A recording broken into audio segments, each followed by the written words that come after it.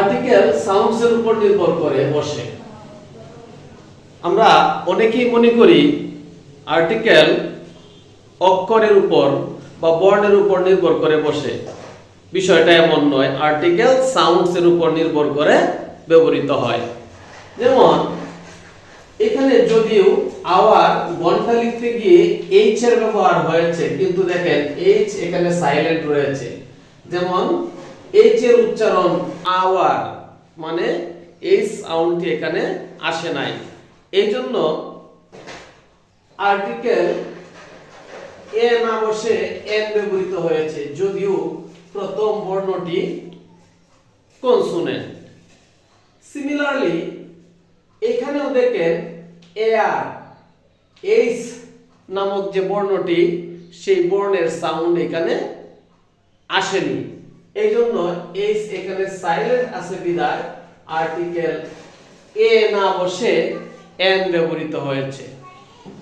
আরো দেখেন কোন ভাওয়েল এর সাউন্ড যদি ইউ এর মতো হয় তখন আর্টিকেল এ বসে। যেমন ইউনিভার্সিটি, এখানে সাউন্ড ইউ হয়েছে, ইউ মানে এখানে বর্ণটি হচ্ছে ই কিন্তু সাউন্ড হয়েছে ইউ এর মতো, এজন্য আর্টিকেল এ ব্যবহৃত হয়েছে। ইউরোপিয়ান, যদিও বর্ণটি এখানে ই কিন্তু সাউন্ড হয়েছে ইউ এর মতো, এইজন্য আর্টিকেল এ ব্যবহৃত হয়েছে, যদিও প্রথম অক্ষরটি বা প্রথম বর্ণটি ভাওয়েল। ও এর সাউন্ড যদি ওয়া এর মতো হয় তাহলে আর্টিকেল এন না বসে এ বসবে। ও দিয়ে যত শব্দ আছে প্রত্যেকটি শব্দের পূর্বে অবশ্যই এন ব্যবহৃত হবে। শুধুমাত্র একটি ওয়ার্ড ওয়ান, এখানে ও এর উচ্চারণ ওয়া এর মতো হওয়ায় অবশ্যই আর্টিকেল এ বসবে। যেমন ওয়ান আইড ম্যান, এখানে ওয়া এর মতো উচ্চারিত হয়েছে বিধায় এখানে ভাওয়েল থাকা সত্ত্বেও এ ব্যবহার করেছি।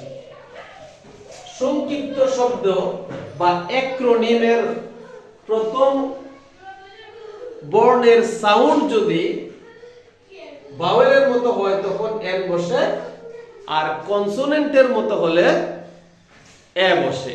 এমবিবিএস, প্রথম যে বর্ণ এম এর সাউন্ড ভাওয়েলের মতো হয়, যেমন এ, এমবিবিএস, এই জন্য আর্টিকেল এন ব্যবহৃত হয়েছে। বিএসসি, এখানে ভাওয়েল সাউন্ড নাই, কনসোনেন্ট সাউন্ড বিধায় এ ব্যবহৃত হয়েছে। যেমন